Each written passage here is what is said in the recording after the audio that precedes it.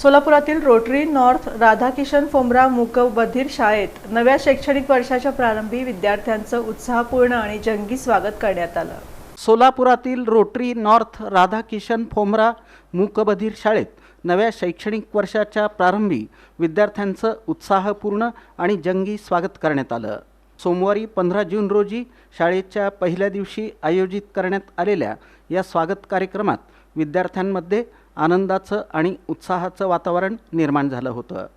शाळेत दाखल झालेल्या विद्यार्थ्यांचं स्वागत विविध उपक्रमांच्या माध्यमातून करण्यात आलं।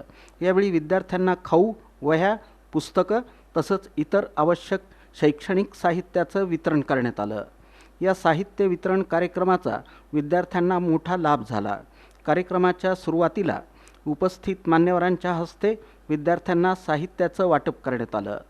या कार्यक्रमाला शाळेचे सचिव सुनील दावडा, खजिनदार राजगोपाल झंवर, मुख्याध्यापिका क्षितिजा गाताडे तसंच शाळेतील सर्व शिक्षक उपस्थित होते। यावेळी सचिव सुनील दावडा यांनी विद्यार्थ्यांना नव्या शैक्षणिक वर्षासाठी शुभेच्छा दिल्या। खजिनदार राजगोपाल झंवर यांनीही विद्यार्थ्यांना मार्गदर्शन करताना शिक्षणाचं महत्त्व अधोरेखित केलं। मुख्याध्यापिका क्षितिजा गाताडे यांनी विद्यार्थ्यांचं स्वागत करून कार्यक्रमाच्या शेवटी त्यांनी उपस्थित सर्व मान्यवर, शिक्षक आणि कर्मचाऱ्यांचे आभार मानले।